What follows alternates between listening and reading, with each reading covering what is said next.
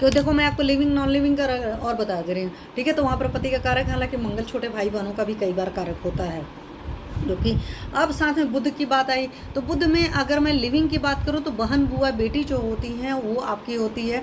आपकी गर्लफ्रेंड जो होती है वो भी बुध का ही से ही आती है।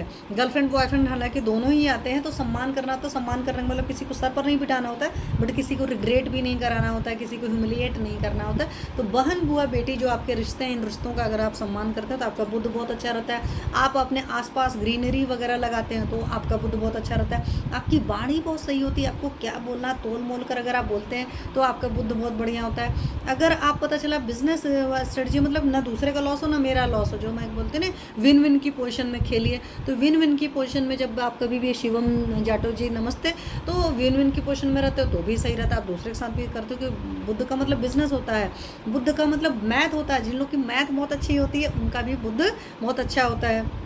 तो इन सारी चीज़ों का ख्याल रखें। साथ में बुद्ध अच्छा करने के लिए आप और क्या कर सकते हैं, बुद्ध मतलब आपकी बुद्धि भी होती है, तो बुद्ध के लिए दुर्गा सप्तशती का पाठ करना होता है। तो एटलीस्ट ज़्यादा पूरी नहीं कर सकते, तो कवच, अर्गला और कीलक को एटलीस्ट डेली कर सकते हैं। It hardly takes 10 to 15 minutes. अब देखना पड़ता है कि कुंडली देख करके पता चलता है किसका है। लेकिन एक बार किसी ने पूछा था तो मैंने कहा आज मुझे ये बात याद आ गई, तो मैंने कहा इसका सेशन ले लेते हैं। तो आप इसके लिए तो या तो दुर्गा सप्तशती का पाठ कर सकते हैं, या विष्णु सहस्त्र नाम स्तोत्रम जो है वो वहाँ उसका भी जाप कर सकते हैं, उसका भी मंत्र पाठ कर सकते हैं। क्योंकि जब याद हो जाएगा तभी जाप कर सकते हैं, पर मंत्र का पाठ आप वो बहुत अच्छे तरीके से कर सकते हैं। तो बुद्ध के केस में भी बात किया।